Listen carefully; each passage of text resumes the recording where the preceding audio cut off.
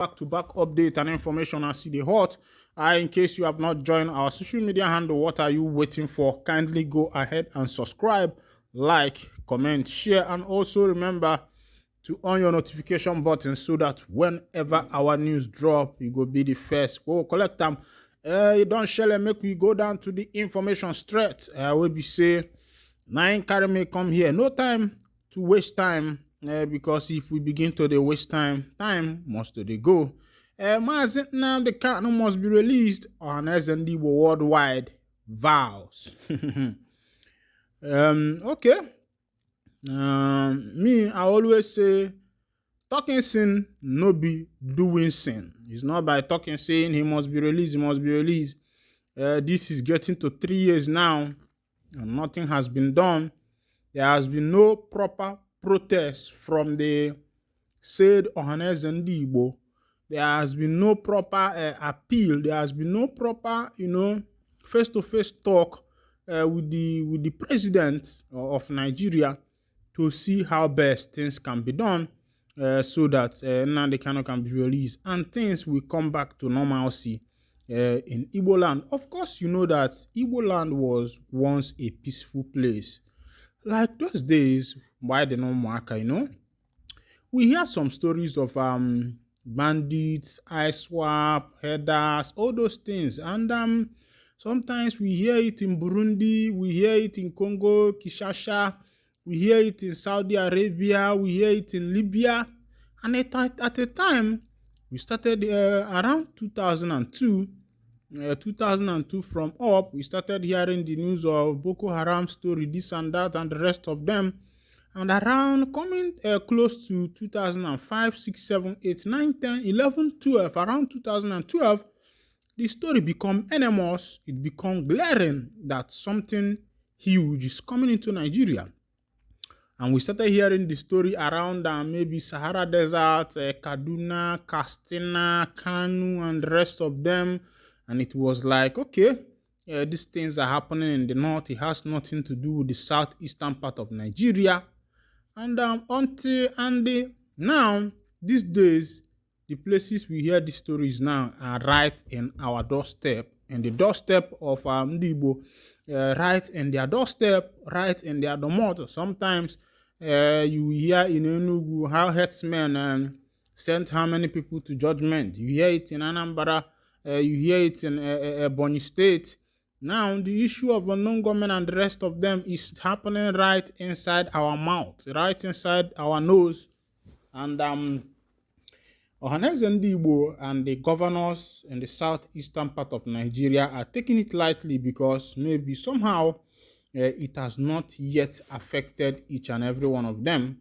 And there is this saying that he that lives in a glass house does not throw stones. And because Ohanezendigbo don't know that they are actually living in a glass house, and they thought that throwing stone is actually the best thing for them to do for themselves, or maybe because they have the access to travel outside the country. Their children are outside the country. Most of their investment, even if their house here are destroyed, they still have the way without to be able to purchase another one and the rest of it. And even the governors, their families are not here, their children are not here, they are studying abroad in the schools of their choice and the rest of them. But forgetting that somehow, ometutimi oge metutakwa anya. And onu kucha ebubilisi onu esolia. Meanwhile, make we go to the full details of what Ohanezendigbo is saying.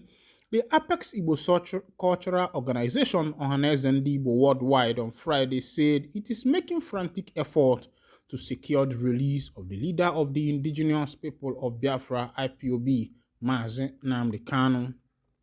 The President General of Ohanezendigbo, Chief Emmanuel Iwanyanwu, made this known during the grand finale of the 2023 Igbo Day celebration held at Michael Okpara Square Independent Layout, Enugu.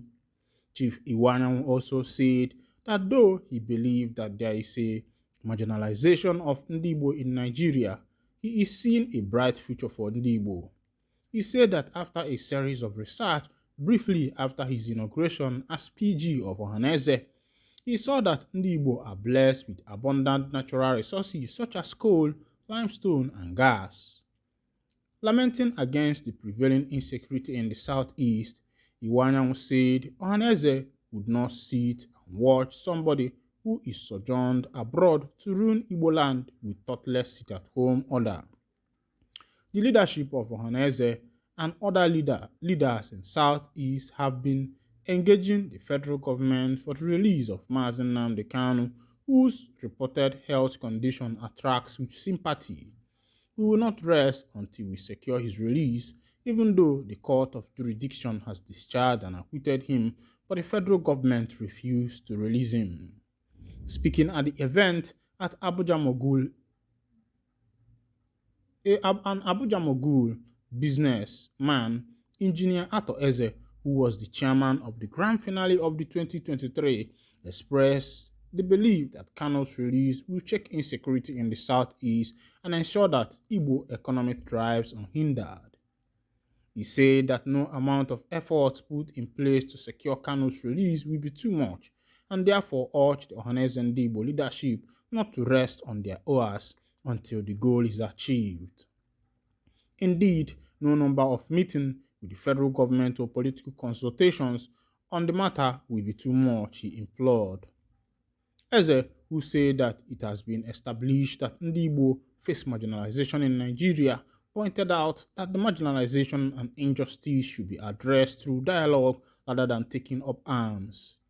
He said that the only way to achieve this is to continually engage the federal government on the need to give Ndi Igbo their due and fair share in Nigeria, pointing out that when this is done, insecurity and restiveness in Southeast geopolitical zone will be curtailed. Ato Eze also called on Southeast governors to put in more energy and time to create conducive atmosphere necessary for commerce to thrive in Igbo land. I urge the newly inaugurated governors as well as the older ones to put more energy and time aimed at creating a conducive atmosphere necessary for commerce to thrive in the southeast Nigeria.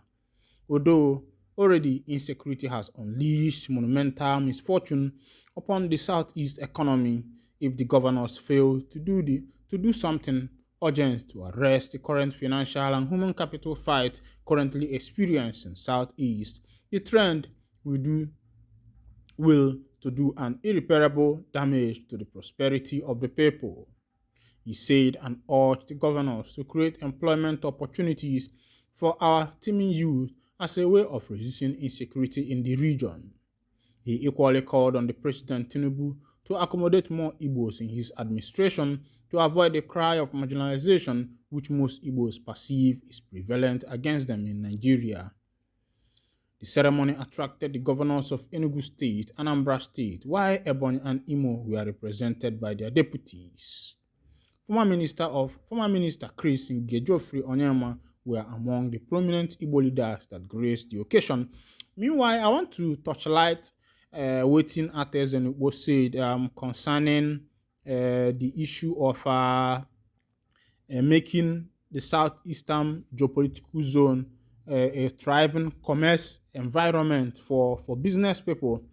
Now, the governors, I will say that the governors in the southeast they lack foresight, except the one that is in Umuahia now, Oti, who is actually, I think he's trying his best, maybe because this is his first turn or because normally some of them does the same thing. But let's keep looking and see how the turnout of event is going to be, if he is actually going to make Abia State a better place as he has promised, and also as a Labour Party candidate, or whether he is going to work according to the promise. I think I believe that Oti is there also. Let me talk on the issue that concerns what is his name, P2B. I think if Oti will do well, that will show that Labour Party is ready to take over the nation. And I think IPOB are human beings and also reason. And the issue of this chaos that is currently going on is because of marginalization. And if the government will be able to sort the issue of marginalization and balance, let the equation of governmental system in the country be balanced in the sense that it will not be like my people, like what is happening in Nigeria, a system of government. When Hausa people enters, they carry all their people. When Yoruba people enters, they carry all their people. If things should be balanced, and I believe that this crying for marginalization, I think it will go down because nobody likes losing. Nobody likes losing at all. Meanwhile, let me wind down the curtain here. And I think if Southeast governors are sensible enough, they should be thinking towards railway like they have said. My own is like talking is not doing, is not just saying it. Are they going to do it? Thank you for listening. God bless you.